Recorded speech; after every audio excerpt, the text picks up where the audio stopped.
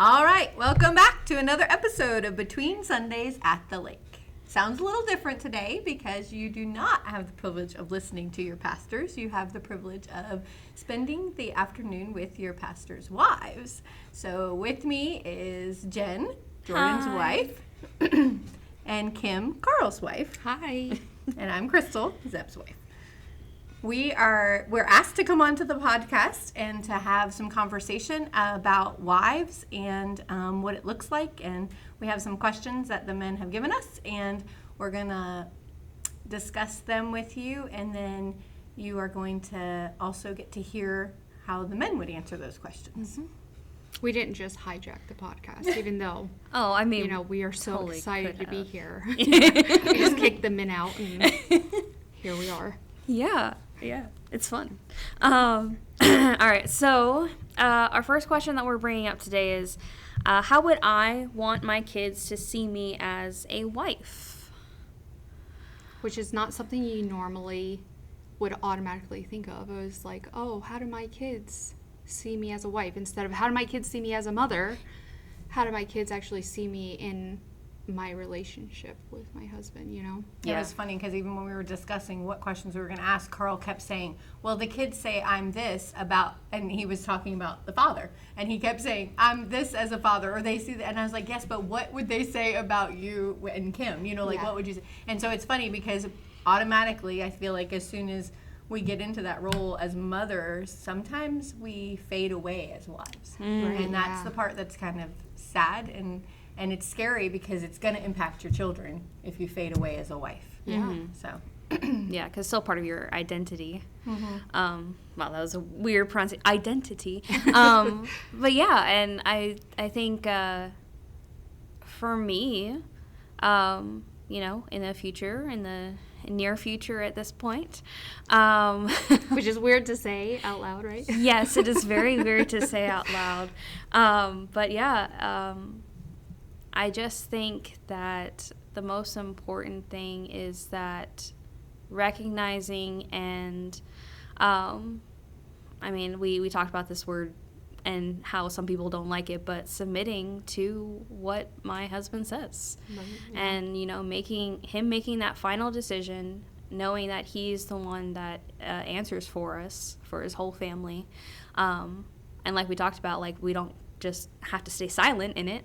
But I think, and not just doing so like, okay, I guess I have to because that's his job, more of a willing, like a heart posture of, this is my husband and I trust him. Right, yeah, and, absolutely. Yeah, and like, I think the biggest thing is just seeing where he's at in his walk, and like, if I see that he's following what God says and he's been, he's doing what's best for our family, that's just... Yeah, you don't really have to question that final decision when you know that he's walking with the Lord and knows that where his heart is and it's with God. You don't have to say, well, was that really the best decision? And just kind of rounding back to the question, it's hard as with my children because, you try to shelter them from so much that the world throws at them, and then still also, having those moments to be not necessarily quote unquote intimate, but like kissing in front of them or holding hands, or like you kind of like figure out where's that line, with your children, to know that they still have parents who love each other, and that it's okay to show those times between marriage of a man and a woman, but also having them understand that there's a time for that with a husband and a wife, you know what I mean? Like, so just navigating that also as having like young kids that are now getting older, but not necessarily showing that it's okay, but there's also like, that's not just anybody. You don't just go and, they always want to, like, they play mom and dad now, like, you know what I mean? Like, they'll play house or whatever. Yeah. But also being like, okay, well, if you're playing house at school with your friends at school, we're not kissing them. Yes. So, just navigating those things as children. But also, I feel like they see the that, okay, so mom and dad, or mom does stuff for dad and dad does stuff for mom without even asking, you know what I mean? I feel like that, and that's just like the love that you show between each other. Like, oh, well, dad's working outside, let's bring him some nice cold sweet tea so he can have a drink, and just thinking of those things that hopefully, like, them becoming in a relationship, they're going to do those small caring things also to show that. I think too, a lot of times, everything we do should be pointing to Christ, and our marriage and the way that we are with our spouse is no different. And sometimes it's that it, like you were saying, I think Jen was saying, like, the desire may not always be there to do something or to respond, but our children watch our responses just as much as they watch what we do. And so I think that a lot of that comes from, I love to do things for him because it's going to make him happy, because my desire is to make him comfortable and to make him happy and to surprise him and things like that. Right. And when that's my job and that's his job, then it's not a chore, it just becomes an excitement, you know what I mean? Yeah, and you do it just out of automatic love, it's not something like, oh, Obligation. I have to do that. Right. No, like, it's something you do out of love. And I those are things that I hope my children see to do later on in their relationships, of just doing little things, because I think we talked kind of like love languages before. Sometimes just doing those things could be your own love language to show. It might not be theirs, that might not be their love language, but just you doing that could just be your love language to show to them, like, this is how I show my love for you, even though that's not How they receive it. yeah. Yeah. Right, exactly. Yeah. I think too, though, as we do so much to dissect why our children act the way they act, why they feel the way they feel, why they react the way they react.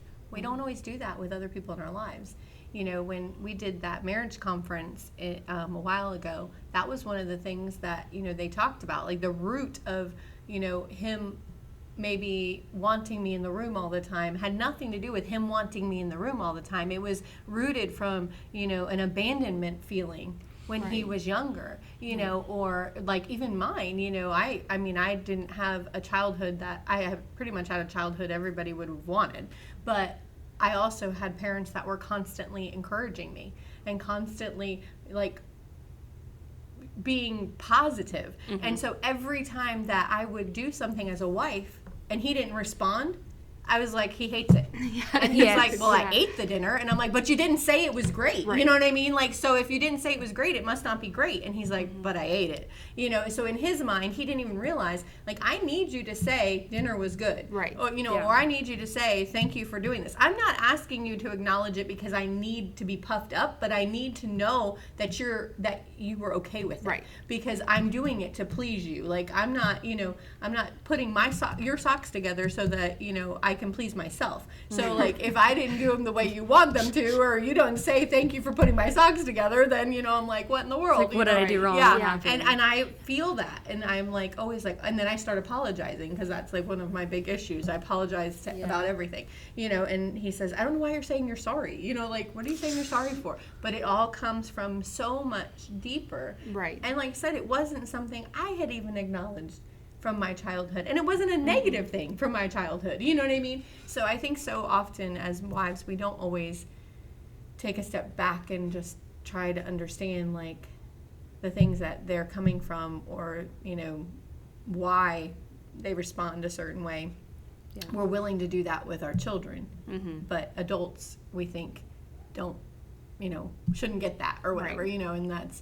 And I think that once we start to realize it had nothing to do with me, it had everything to do with something else, that happened in the day, it makes you approach them differently, Oh, yeah. So, yeah. Yeah, with just any other, like, adult relationship, we don't think about, like, okay, what maybe happened in their day that caused them, or, like, in their past that maybe they don't understand what I'm coming from because I have that past. Right. But, yeah, and it's especially important for husband and wives to, I mean, especially hopefully have that time before kids where they're learning each other and figuring those things out. And sometimes you don't realize you didn't figure those things out until after you have the kids, and then you're in the midst of it and you're like, what happened? Well, and I've noticed too, like, obviously we've been married a while now, so but we are not the same people we were when we were 17 and 18 years old. You know, so we have literally had to grow up as adults and learn. You know, we went from no responsibility to all the responsibility and just navigating that, and then you throw kids in the mix, and it's like now you're like on a whole nother level of navigating this life, you know, together.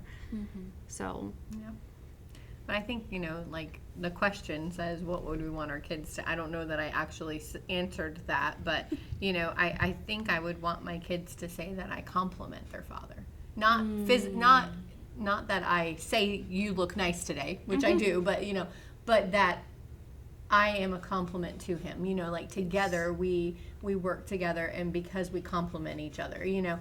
And I think, you know, we always I have the privilege that my children are already grown and one of them is married, you know what I mean? So I've heard them say things like, you know, I can count on one hand the times that mom and dad got in an argument. Well, no offense, but that's not true. You just didn't see them. You know what I mean? Exactly. Like, and I'm not saying it was all the time by any means, and I appreciate them not feeling like they lived in a house where there was arguments all the time, and there wasn't. But, you know, we made sure that was not part of our family, that was part of us. You know, if there was something we didn't agree on, even if it had to do with the kids, we didn't disagree in front of the kids. Right. You know, we had a conversation after, or we had a conversation before, and we knew what we were coming in at.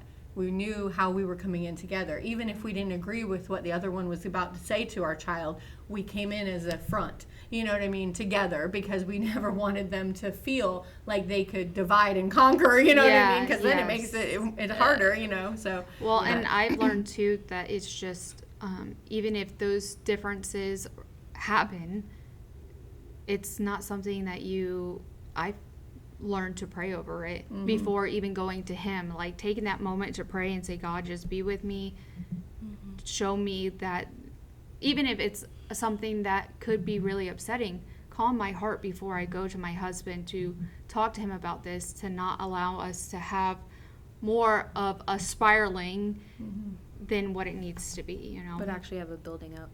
And I think that also has to do kind of with what you were talking about, like kissing and like being romantic in front of your kids. It's also like being careful of how you're addressing, you know, issues in front of your kids together. And they are like, sponges. Yeah. So good or bad, they are sponges. And like I think too, like your kids playing house. Like I think of on the playground, if somebody's playing house, they're like, you didn't put away the laundry, or you came home and expected me to make a meal. Like, you know, like there's always this argument, so they're seeing it from somewhere. Yeah, it's rooting from somewhere. You and know? it's like, oh, okay, because they don't have that understanding of the world. They just have the understanding of the world that they see at home. Yeah. Yes.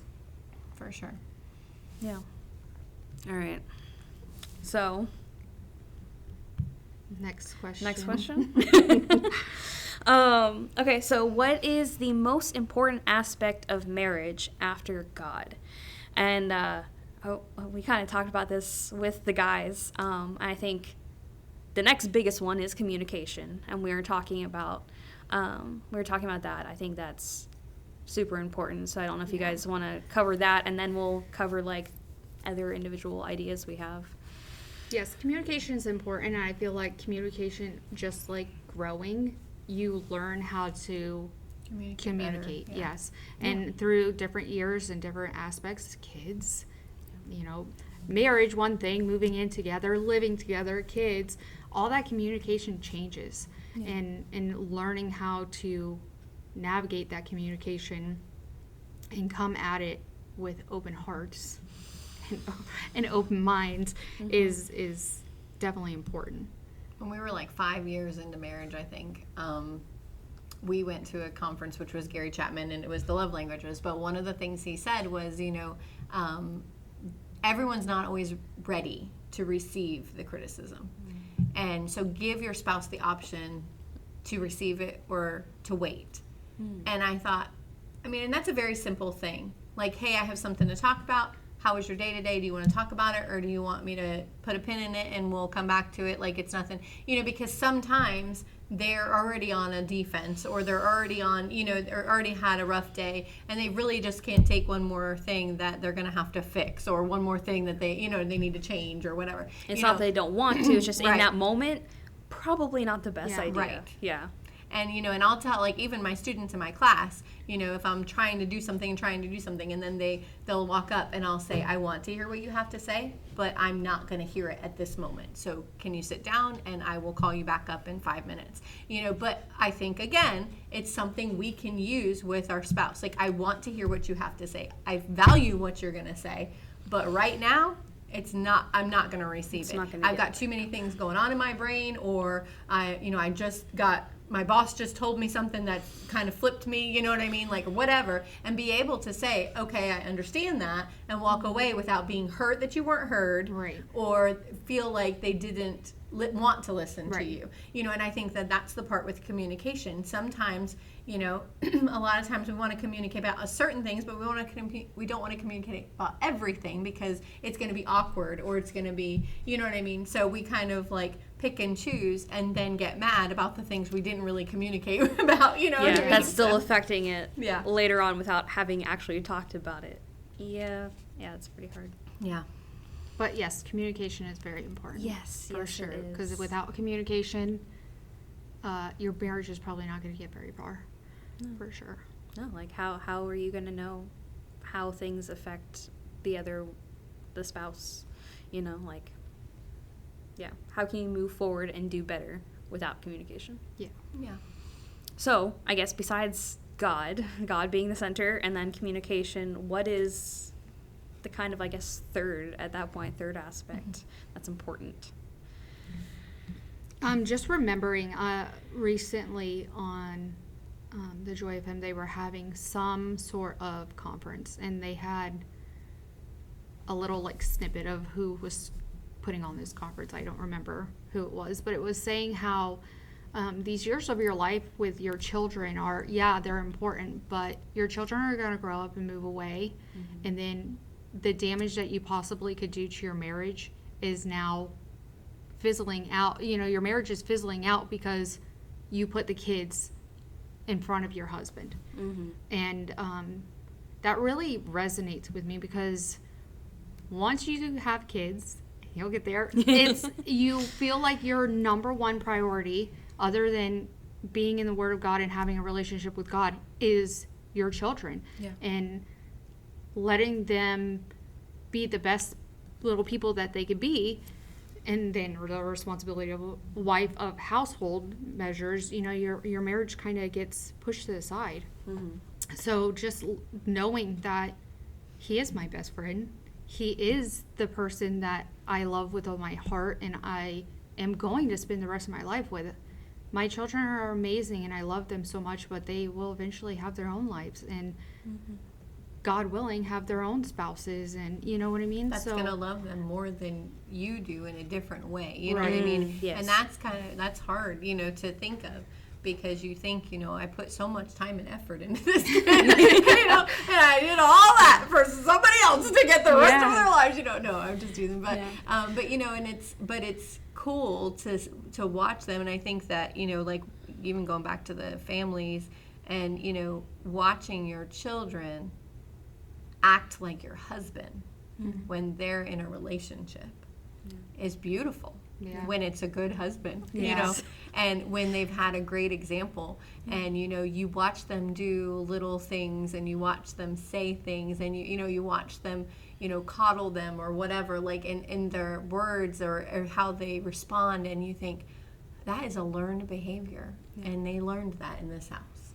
And so it does, but then like you said, you have to be willing to invest in your marriage from day one till the last day. Yes. Because it's just like our relationship with God. When we stop, investing in it, we stop reading the scripture, we stop praying, we're going to end up pulling further away from it. And then we're going to have a moment where we're going to be like, who was this God? You know? And it's the same thing you're going to do with your spouse. You know, you're going to look one day and go, who is this man that is living in the house with me? Yeah. Because I'm so far away from them at this point, I don't know. Yeah. And I don't know how many times people end up divorced after their kids leave. Mm-hmm. Because they don't know how to be a couple without them, because the world revolved around the children instead of them all being a family together, you know. Yeah. And it's sad, but I think it's also, if you're living it right, it's great. You know, I mean, we're at a place where we enjoy each other, you know. Right. We can go and we can do things, and, you know, I mean, I don't worry about where the kids are or what they're doing anymore, and, you know, but if he goes to the store, I want to jump in the truck, or, you know, if he, you know, I'll say, well, I kind of want ice cream. You want to go get ice cream? Like, we don't have to pack up 10 kids and figure out where everybody is, and, you know, all the things, you know. And what everybody wants, and who's going to cry about not getting this. Exactly. Or, I wanted that, and they got that. Yeah. Uh-huh. So I feel like that's a very important aspect, too, is just remembering your marriage is throughout life. Like, he is who I'm going to be with when nobody else is around. You know what I mean? When everybody else is gone and moved on with their life and building their own lives, this is still who I am in love with. This is, and to keep that love going, because Satan is the one that, as soon as you start to feel like, oh, I'm just a mom, or I'm I'm just this person at work, and I have to do this and this and this and this, and Satan's going to be like, I have that little wiggle room to get right in there and separate this. Mm-hmm. Yeah. So. Yep. Anything else? No, nobody has anything else to add? Honestly, I feel like that one was just a really good one. Okay. And, I mean, like, I saw, like, a post the other day. It was just, like, you and your spouse, you're the only ones that, like, love each other just for who they are. Yeah. Like, motherly love, yes, you love your children, but, like, it's because that they're your children. Yeah. Father, friends, teachers, what have you, family. Like, something pushed you together. You're kind of bound together in that way, but you've chosen this spouse. You've left your father and your mother to be with this spouse, and you love them not because you had to, but because you chose them. Yeah. Right. Yeah. And so I think that's super important to just keep that best friendship. And and they chose you too, so don't forget that. Like, they made the choice too to have this relationship and to have this marriage and to take care of us. So it's. Yeah. Well, I saw a funny post. Well, I think it was Kyler actually sent it to me, and it said something about men, you know, make sure you're looking for your rib and you're not looking for the, you know, thighs and, and all the other parts, you know. No. It was funny. But, you know, I mean, I think that's, you know, and I was just, you know, Proverbs 31, you know, we all know, you know, we all act like we don't want to do this, but we do strive for it, you know. Yeah. I mean, and like, what a thing to strive for. It's such a stressful strive sometimes, but like Zeb says all the time, it was not intended for this to be one woman in one season of her life. You know, this was supposed to be over a period of time, you know, so she wasn't the person that had all this going on at one time, you know, like, you know, you think about that one mom or that one wife that you feel like has it all together, and then you show up at their house and you're like, oh, no, they don't really have it all together. You know, I thought they did, but praise God they don't, and I'm right there with them. Yeah. So, but, you know, in 10 it says, you know, who can find a wife of noble character? She's far more precious than jewels. The heart of her husband trusts in her, and he will not lack anything good. And, you know, I think that's the piece, you know, especially me who's raising boys into men, you know, is that, yes, she's going to be beautiful because you're going to see her and she's going to be beautiful, and you're, you know, and that, I'm not telling you to, you know, marry someone that you're not attracted to, because you do have to look at them for the rest of your life. But, you know, but to know that, you know, a noble character, you know, you're not going to have to worry about that person when they're away from you. You know, when Zeb worked for the prison system, you know, he worked the 12-hour shifts and he worked at night. And everybody would say to me, well, aren't you worried about it? Never once did it cross my mind that he was not being faithful. Yeah. You know what I mean? Never once. And it wasn't because I was naive or stupid. It was because I had full trust in who he was and who the man that he was, that I didn't have to worry about that. And I said, you know, I mean, it must be really a sad life for you to think that you have to worry about that every night. When your husband leaves for work, that you're concerned about that, you know, but I don't. And he's not concerned about me. You know what I mean? Right, like, that's just not somewhere we have, you know, something that we're worried about. Yeah, and I think that comes from a learned behavior from probably what they saw growing up, whether that was in their own homes or, The world, friends' homes, just the world world itself, yeah. society in general. So Yeah. they thought that, oh, if they're gone for long periods of time, then don't hear from them, you know, something's happening. But Right. but you have that trust, and you can trust that he's not doing anything because you know that he loves you. Yeah. Yeah. And I think that, you know, I mean, even it goes on and it says, you know, she rewards him with good, not evil, all the days of her life. And I just think, you know, that's we're striving for. Like, I don't want him to go, oh, I have to go home now, you know, Yeah. or, oh, you know, I wonder what kind of mood she's going to be in when I get there. You know, I don't want those things to go through his mind. I want him to be excited to come home. You know, we always tease, like, the dog is so excited, and that's why we like having the dog, because she's so excited when we come in the door. Yeah. And, you know, and we always, and I'm like, well, I'm going to need more from you. I'm going to need you to get a little more excited about it when I come in the door. I need you to be like the dog when I come through the door, And so, please. you know, so sometimes, you know, we'll tease each other, like, when we come in and make a big deal about it just because.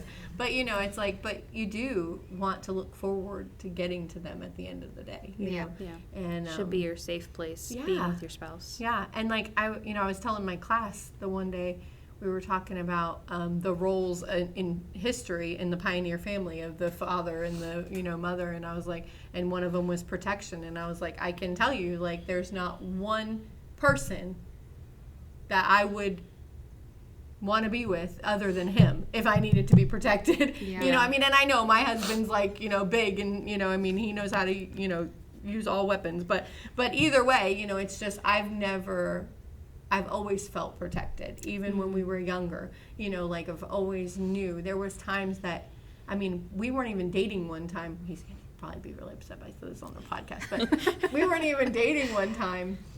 We were at the beach, and I cut my foot. And he was driving, and he was driving back, and we were out in Crystal River Beach. So there's like one little Jiffy store on Fort Island Trail, you know. So he pulls into the Jiffy store, and we have no idea what he's doing. You know, he comes out, has me put my foot outside the door. He pours, you know, whatever it was, peroxide or something over it, you know, dries my whole foot off, gets a Band-Aid, puts it on my foot, you know, and everybody's just looking at him like, what? But, you know, that's just who he was. Like, he, you know, he knew, and he would have done it for anybody in the car. It wouldn't have just been me, but that's just, you know, one of the attributes that he's always had is he will take care of whatever happens. You know, the kids fall, I scream, he's already got it halfway taken care of. You know what I mean? Yeah, like, that's just how it is, you know. Carl's So- always that, like, 2 steps ahead of me. And it drives me insane that he's like, but that's just how he works. He's always 2 steps ahead. And I'm like, oh, and he's like, yeah, I already thought about that, already got that covered. But going back to the safety thing, when I was a child, I could not be away from my parents. I tried to stay at friends' houses, and then it'd be like 1 a.m. and I'm calling, can you come get me? You know what I mean? So I'm sure my parents thought I was going to live with them forever. But They were waiting for that call from Karl.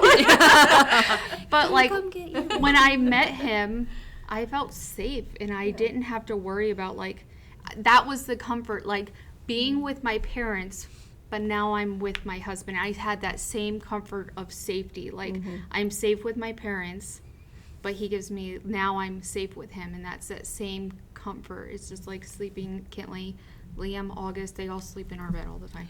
But it's like the safety of being with your parents, you know what I mean? Like, being surrounded by them. And that's how I felt with him.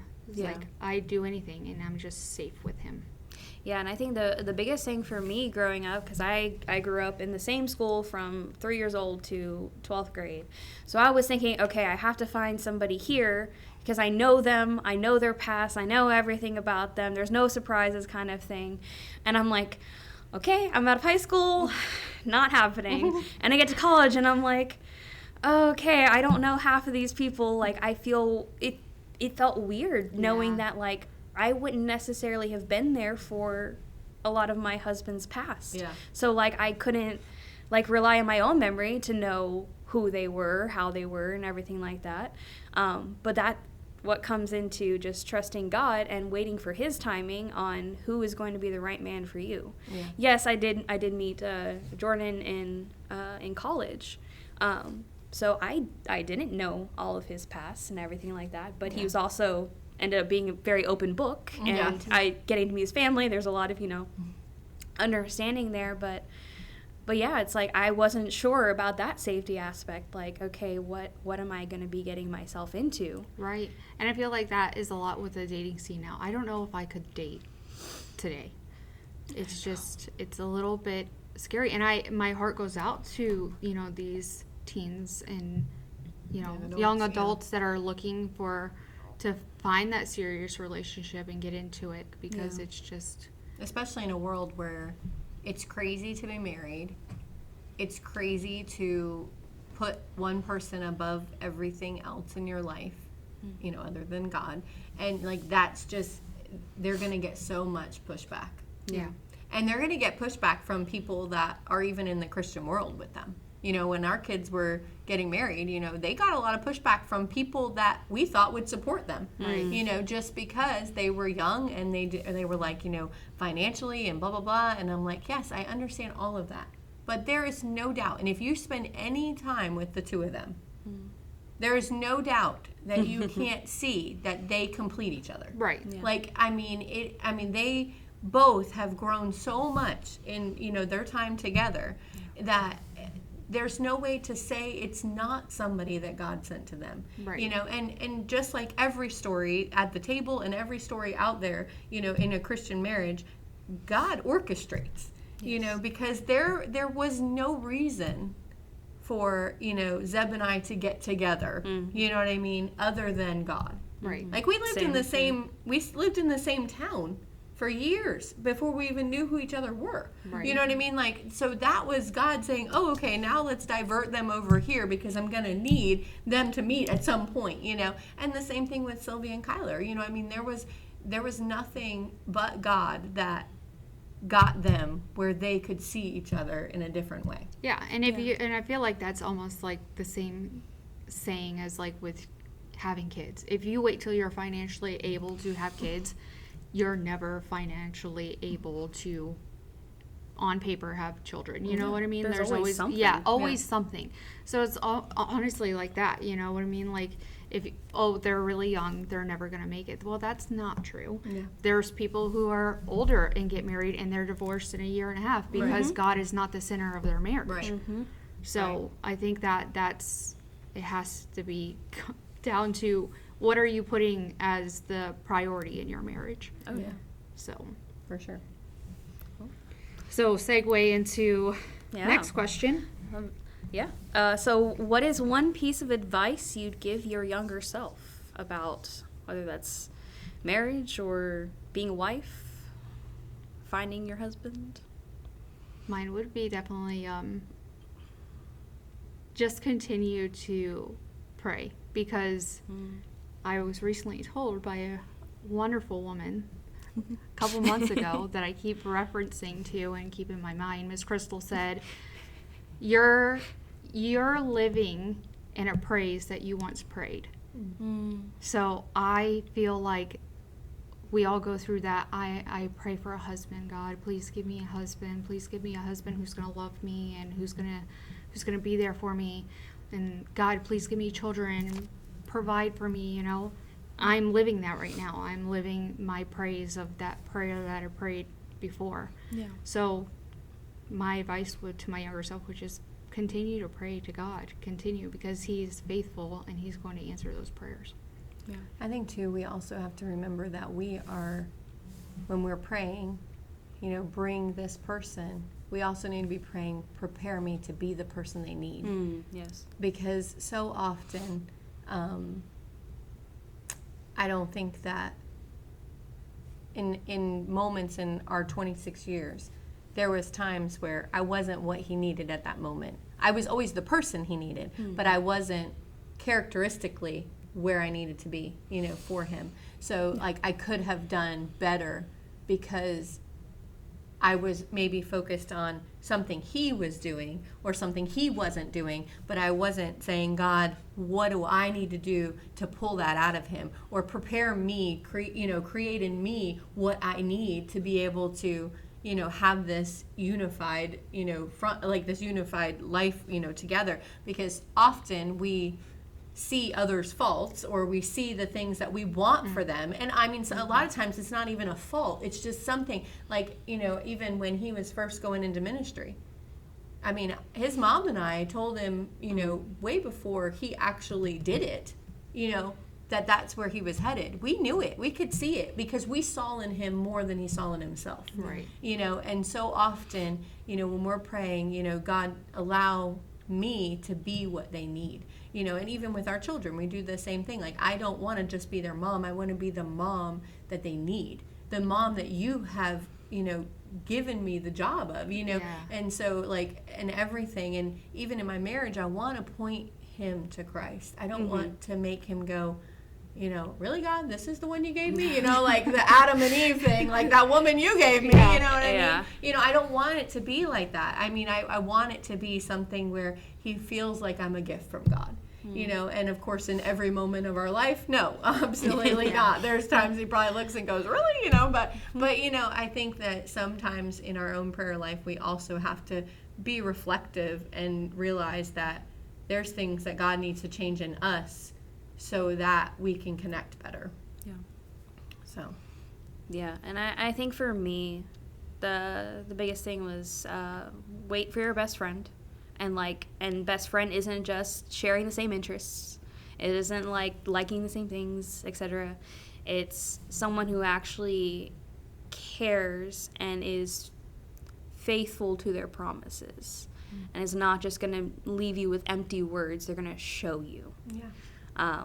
Because I was definitely in a couple of relationships before him, that it was just like, oh yeah, we'll go do this. I got this for you, blah, blah, blah, blah, blah. And it was just always coming back void, empty. And there wasn't any substance to that relationship. And it's really funny because you talked about praying for your spouse. I've known God my whole entire life. I grew up in the church. And I don't think I had ever prayed for my spouse until a few months before I decided, hey, I'm going to give Jordan a shot. And I just remember, the first time just ever praying, I just, cried. I poured out my heart to God. I was like, just please, God, I know I've never prayed to you before about this, but, just give me somebody who's actually going to take care of my heart. Yeah. And when you're in these, I think somebody told me that when, their daughters started dating, they told their daughters, you're not dating to date, you're dating to be married. So, if you can't see yourself marrying this person, there's really no point of dating them. Yeah. You know what I mean? Take 'em to the curb. It's fine to have a friend, but if you're leading them on as you have to know your heart too of okay, well, this is not who I think God is sending for me. I can't be your girlfriend. We could be friends. Yeah. Hey, I told that to Jordan. A year before. Oh, me too. I mean, Zeb and I had known each other since we were in 7th grade. We were in the youth group together. And we were praying for our spouse because our youth pastor was telling us we needed to pray for our spouse. And we were praying for each other without even realizing that we were praying for each other. You know what I mean? Because we didn't date until our senior year in high school. Yeah. And so, it was. And, there was times where I was like, no, I just don't think you're the guy, And but he wasn't the man he needed to be in God, and he knew that. And I just, my parents had raised me to look for those standards and look for those things that, we're gonna, and I grew up in church and I saw, good marriages and I saw good relationships and, and things like that. And so I just had high standards, and I was like, first and foremost, you need to have a relationship with God that's fruitful, and so, and that's the thing I would say to all these younger girls and to myself probably at that time, because there were plenty of men or boys that, I dated that went to church, but weren't bearing fruit, and so I kind of did that. Well, they go to church, and that needed to be that was the first thing. They had to go to church. Not the only thing. Yeah. But the first thing. The first thing. They had to go to church. But unfortunately, now as I've grown in wisdom and I've grown in my walk with God, going to church doesn't really mean that they're going to be able to lead you, because going to church is something that a lot of people hide behind, And so I had, dated a man that was abusive, a boy that was abusive, and he went to church, his daddy was a deacon, what I mean? And so, in my mind, that was who he was. And, so it was good and it was going to be good, but it wasn't good. Right. And so, I think that I would have just probably made sure that I was seeking God stronger, so that when he brought him, I knew. Yeah. There's a thing on Instagram that always says, be so close to God that when he says look up, he's there. That's the one. And so I think that was the thing, and I got to watch Zeb's walk, which only made me respect him more, because I got to watch him grow in Christ, and I got to watch, from the moment of his salvation, things change. And I saw the outward change, and I saw the inward change, and I got to experience camp with him, and I got to experience, those moments where you're ugly crying, at 11 o'clock at night, and, and those things. And, we have all of that with each other, which is beautiful, because when my kids say things, I'm like, oh, well, I knew your dad at that age. You know what I mean? And so it is beautiful, and it is our story is a great story. And, but we both were in a place where we were seeking Christ, and that's when God said, okay, now it's time, And I feel like he didn't make my heart open until he was ready to be the man that I needed. Right. Because it was never, I was very good friends with him. We did a lot of things as teenagers together. It wasn't that I was, not interested in him or anything like that. It was just, I didn't have those feelings until God said, okay, now you can. God's timing. Because if it was before God's timing, it probably would have not worked out. Right. No, for sure. It's true. And it was for him too. I'm sure that, in my walk, while I wasn't what he needed to be, because I was living in that guarded, selfish, walk, because I had been hurt and I didn't want to let a man, dictate how my life was going to go type thing. So had we pursued it younger, I wouldn't have been the submissive person I needed to be either. Yeah. Right. Yeah. Yeah. Yeah. So, like we told our youth during our marriage conference, seek God first, and then hopefully the husband that you're going to be given by God is going to be also seeking God, and then you're, like you said, just kind of look up and he's going to be there. Yeah.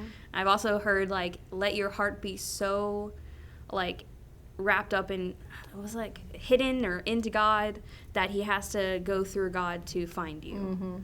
And it's true, and it's hard in this world, but it's definitely doable. There's gonna be good guys out there. There's gonna be some wrapped and hidden behind facades that you won't get to see until after you've maybe already started dating them.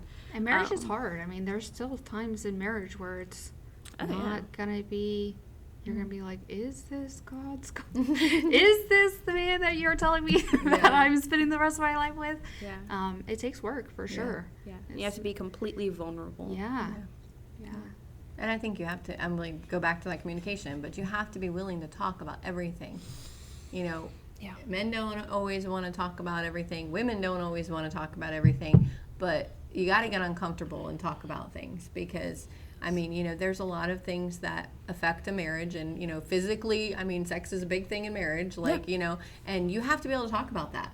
Yeah. Like, you know, I mean, we tease the kids all the time because, you know, that, like, you say the word and your kids, even at 21 and 19, are like, oh, Mom, don't talk about, you know.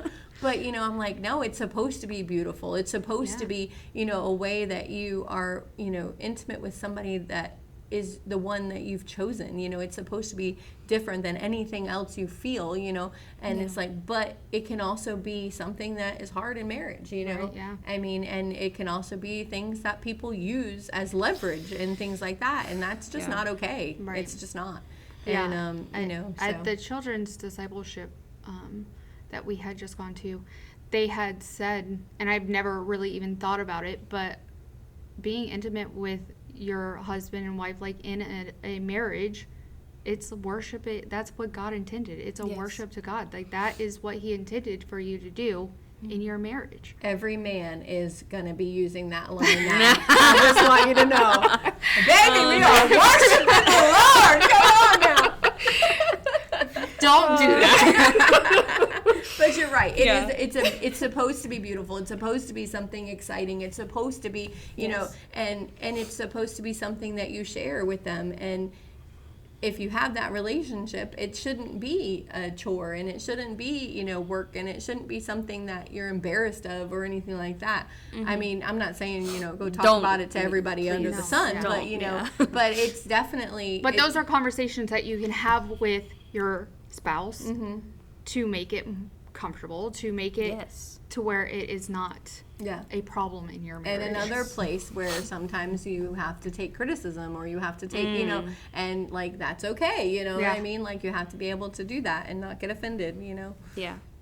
Yeah, you're not in it for yourselves. You're in it for helping each other's, like, being selfless and taking care of, pleasuring, and everything. Like, it's just, yeah. So. It should be a selfless love. For sure. Yes. Yeah, if you're in marriage to get something out of it yourself, yeah, that's probably not the best reason. But yeah, so I guess that those are the 3 questions we have, at least. Yeah. Is there anything else we wanted to talk about? No. While we have the mics in front of us and they've let us run free. Yeah, I know. Run free. I think we have. we have I indeed. think that we are, you know, all very thankful at this table, you know, to have the men that we have. And not just because they're your pastors, you know, because that is actually a layer that makes it harder sometimes, but because, you know, they are men that are seeking God, and they're seeking Him daily, and we get to be in a front row seat to that. And we get to, you know, be proud of them, but they also are very attentive in allowing us to be a part of it. Yeah. And so I think that is beautiful too. And, you know, I know there's a lot of, I don't know who listens to this, but I know there's a lot of, you know, spouses that, whether it's a man or a woman, and you don't always feel like you're in the same place in your walk with God as your spouse. And I would just say, like Kim said, prayer is huge. I mean, I have a lady that I know that prayed for her husband for over 20 years. And it wasn't until her kids were grown and out of the house that he decided to go to church with her. And he decided to give his life to Christ. But she prayed, and she took her kids to church, and she prayed with her kids, and her kids, you know, saw her urgency, and they saw the faithfulness of that wife, you know, to continue to lift him up. And they also saw her love him. Right. Yeah. Not be ugly to him because he wasn't where she was.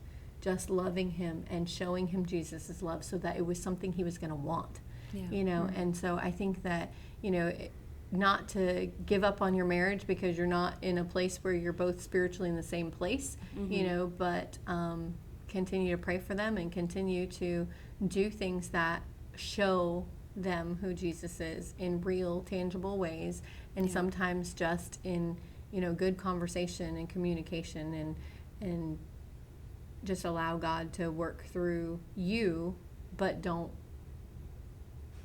push them. Because I think that's the problem a lot of times. Yeah. As much as you just really want them to just really make want that to, decision. And But Yeah. also, you know, you talk about, I feel like men who haven't found Christ or is just beginning their walk with Christ, but even the men who have Christ, you know, you talked about our husbands, and it's such a privilege to see them serving the Lord and serving the Lord well, you know what I mean? Yeah. Mm-hmm. But just seeing them grow, I Yeah. love that. I love to see how God has grown Karl into the man that he is, and it fills me so much joy to know that. And you think Same you here. love, and I'll tell you, Jen, you think you love your husband. Yeah. But then when you get to watch him be a father, you yeah. love him even more. Yeah. even already now. Oh, okay, yeah. I'm I know. He Yeah. prays over them just every single night. Yeah. And like it's just Yeah. already beautiful to see, like Yeah. all right. Yeah. Sorry. No, you're good. Every good season, tears, good every tears. season, you get to Yes. learn, you know, a new part about your husband and or wife, and I feel like in every season, it just makes you love him more because you just Yeah. you find these things, and sometimes he'll say something or do something, and I'm like, how did I not know that? You know, we've been together for 26 years. Like, how did I not know Yeah. that, or how did I not see that before? And I think it's just God's way of saying, you know, don't, you know. It still can be new. It still can be exciting. It still Yeah. can be fun, you know? I mean, just Yeah. like scripture is, you can read the same passage over and over again, but depending on the experience, what you're going through in your life and everything, like God reveals something new. Yes. And I think that's the same thing with us. Like there's a new layer revealed Yeah. from us for our spouses and vice versa. Which I think is just another gift that God Yeah. gives us, you know, Yeah. to help us stay steadfast and help us to, Yes. you know, stay in it and, you know, help us to not look and go, oh man, I wish, you know, that I was in a place where I had somebody new to discover. Well, you do. Yeah, Discover another exactly. layer. Just keep Yeah. peeling back, ladies. Yeah. You know, Yeah. There's plenty there, you know what I mean? Just So- as, you know, you're not the same person you were when you first got Right. married. There's Yeah. just so many things to learn and Yep. Yeah. I to was gonna say, experience together. heck, I feel like I'm not the same person as I was yesterday. Yeah, You know, I like know. It's the hormones. I was going to say, just wait. It's like, yeah. Well, I just realized that we did not pray in. Oh no. I don't think Yeah. they pray in, to be Oh. honest with you. They don't pray in. I think they did when we were on the last one. Well, you know what? We'll be So we'll we'll be pray out. even Yeah. same difference, you know, and just be like, we'll pray out. Yeah. Sounds good. So, you want me to pray for us, ladies? Sure. All right. Lord, we just thank you for this time. We thank you that we can laugh, that we can cry, that we can just honor you with everything that we do, even as wives, Lord. We thank you for the marriages that are represented at this table and those that are represented for everybody that's listening to this, Lord. And we just ask you now to strengthen us as we walk this walk, and we are an example of you and an example of the unity that you want with us, Lord, and through our marriage, and just help us to be able to see those people that might need us and to be able to be what our husbands need, Lord. We thank you for them. We thank you for the way that they honor us, the way that they're faithful. We thank you for the way that they still desire us, Lord, and that they still seek you and seek pleasing us, Lord, and just the beautiful picture that it is and the worship that we can give to you even through our marriage. We thank you for our time together, Lord, and I thank you for these ladies and the way that they encourage and the way that they lift me up, Lord, and as we get to do life together. We thank you for everything you are. We love you. In your name I pray. Amen. Amen. What do they say? To like, subscribe, and Hit that Put bell the- yeah, the icon to get the notification. notifications. until next time, right? Yep. Until Until next time. Bye. Bye.